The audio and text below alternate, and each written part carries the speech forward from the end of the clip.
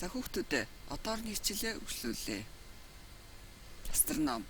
Юу гэсэн үг лээ өмнөх хичээл дээр бид нар юу гэж мэдэж авлаа? Одон орон гэдэг үг шүү дээ. За юу гэж юм? Нэг өдрийн хөдөлгөөн. За тэгвэл өнөөдөр бүгдээрээ одод тэнгэрийн дэлхий ба нарны сарны нэг өдрийн хөдөлгөөнүүд хэрхэн явагддгийг мэдэж авах юм байна. За бүгдээрээ гоё сонирхолтой видео үзье.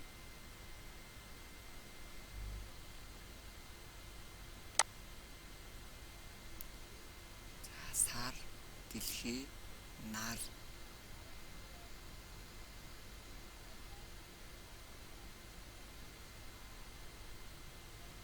нар мандчихээн.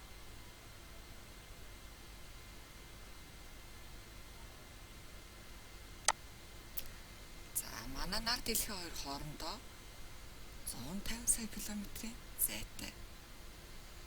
За энэ зайд манай нарнаас гарч байгаа гэрэл маань гэрлийн хурдаар явхад 8.3 минут болдог. 8.3 минут гэдэг хэдэн секунд гэж бодож байна хүмүүстээ.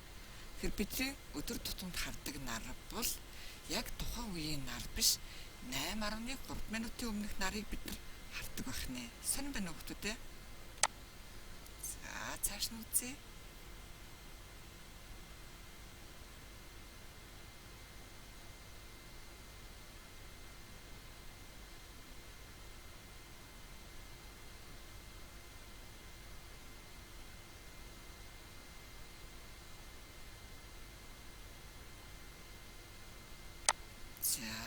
За хүмүүстээ дэлхий маань тэглэгээ тойрч иргэдэг. Дэлхий маань тэглэгээ тойрч ирэхэд нэг бүтэн хоног буюу 24 цаг болдог. За тэглэгээ нэг бүтэн тойрох хугацааг өндөрлөгтөө юу гэж үзсэн байх нь 24 хуваагаад 24-аас нэгийг 1 цаг гэсэн байх нь. За энэ нэг хоногт өдөр болдог, мөн шөнө болдог. Яагаад гэвэл энд нь нар байрлалцсан учраас нарны талд байгаад нь өдөр болж байгаа нь нөгөө эсрэг талд нь байгаа шөнө болж байгаа. За тэгэхээр тэглэгээ тойрч иргэж байгаа учраас буцаж иргэх агшинд энд сая шөнө байсан газар маань өдөр болно, хань өдөр байсан газар нь шөнө болно. За ингээд нарыг тойрох явцдаа нийтдээ 365 зууны 25 удаа тэглэгээ тойрч иргэдэг шүү хүмүүстээ.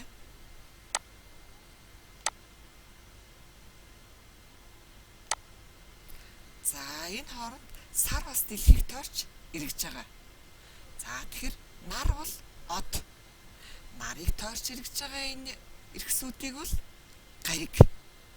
Гаригийг тойрч иргэж байгаа тэнгэрийн эрхсийг бол дагуул гэнэ.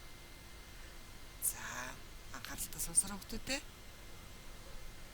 Нар бол од. Нарыг тойрч иргэж байгаа бууд, сугар, дэлхий, ангараг, бархасайд, санчар, тэнгэрийн ван, далай ван эдгээрүүд бол гариг. Харин гаригийг тойрч иргэж байгаа тэнгэрийн эрхсийг бол дагуул. За бууд гариг дагуул байхгүй. Сугар гариг дагуул байхгүй. Манай дэлхийн нэг дагуултай, ангараг гариг 2 дагуултай. За тэрнээс гадна 4 том авраг гариг байгаа. Авраг гаригууд маань бүгдээрээ маш олон дагуултай шүү хүмүүстээ.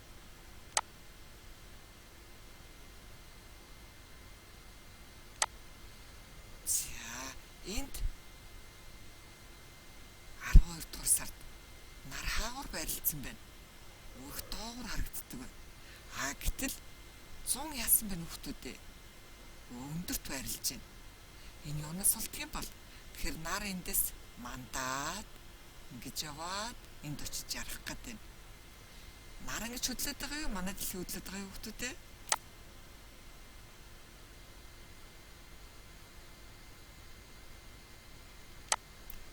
Тэгэхээр дэлхий маань нарыг тойроод нэг бүтэн эргэж байгаа хугацааг сая багш нь юу гэж хэллээ? 365 зууны 25 хоног. 365 зууны 25 хоног гэдэг гайхаж байна уу хүмүүстээ? Тэгэхээр 365 хоногийг нэг жил гэдэг боловч 125 гэдэг маань нэг хоногийг 4 хуваасны 1 буюу 6 цаг. Яг нэг бүтэн жил бол 365 хоног 6 цаг байдаг гэсэн. Тэгвэл 6 цагийг 4 удаа нэмэхэд 1 хоног гарна.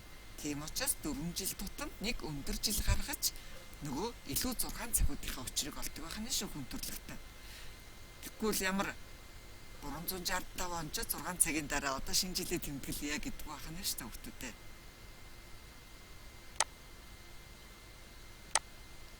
За бас сонирхолтой юм нь манай дэлхий нарыг тойрч ирэхдээ зөөвөн замаар явдаг. Мөн 23.5 градусын хацгаагаас болж дөрвөн улирал ээлжилдэг шүү хүмүүстээ. За үргэлжлүүлээд үзье. За харж байна хүмүүстээ 23.5 градусын хацгаа байгаа нь улирал солигдох шалтгаан гэж багш нэсэн тийм ээ.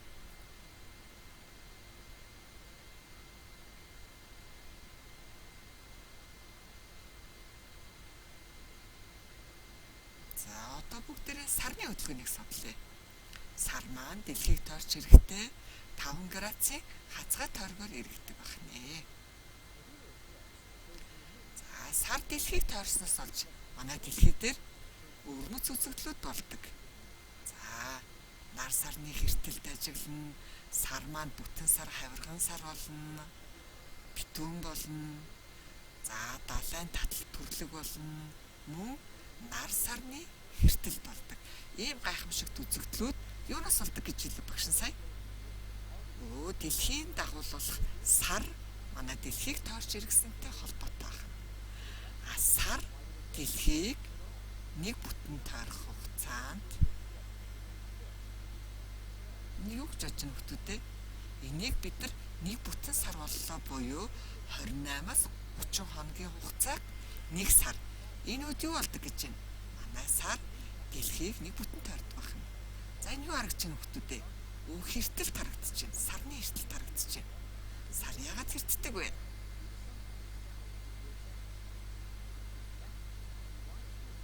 Манай дэлхий байна. Дэлхий цаагуур нар орчлоо. Тэгвэл сарн дээр яасан бэ? Дэлхийн сүдэр тусч байгаа юм байна шүү дээ. Сарн дээр дэлхийн сүдэр тусахыг сар хэртэн гэдэг юм байна. Харж байна уу те дэлхийн сүдэр сарн дээр тусч. За харин нар хэртэн гэж юу вэ хүмүүстээ? Дэлхий дээр сарны сүдэр. За одоо энэ хэсгийг харъя хүмүүстээ. Анхааралтай. Сар дэлхийн нар хоёрын дунд байрлах тэр агшинд манай дэлхий дээр сарны сүдэрт орсон хэсгийг бид нар хэртэж байна гэдэг. За энэ дугуй хар хэсэг бол нарны бүтэн хэртэлт. Энэ бол бүтэн хэртэлч хүмүүстээ. Бас хагас хэртэлт гэж байдаг.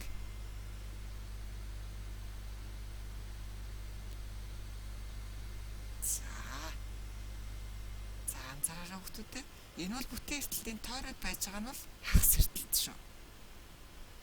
Манай Монгол улс бол бүтэн эртэлтийн замд таарлагддаг. Гэтэл зарим улс орнууд бол хагас эртэлт үзэжсэн, бүтэн эртэлтийг үзэж байгаагүй. Тэгэхээр манай Монгол улсад ирж бүтэн эртэлтийг үзье. За энэ бүтэн эртэлтийн зураг байна. Маш үзэгсэнтэй харагддаг.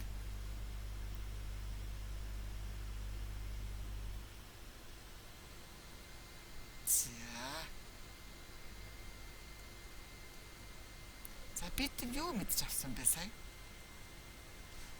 Нарыг тойрч эргэж байгаа тэнгэрийн хэсгийг гариг гэдэг. 8 гариг нарыг тойрч эргэлддэг. Гаригийг тойрч эргэлдэж байгаа тэнгэрийн хэсгийг төлөвлөлтөдөө мэдээж дагуул гэдэг. Нар гэж юу вэ хүмүүстээ? Нар бол од.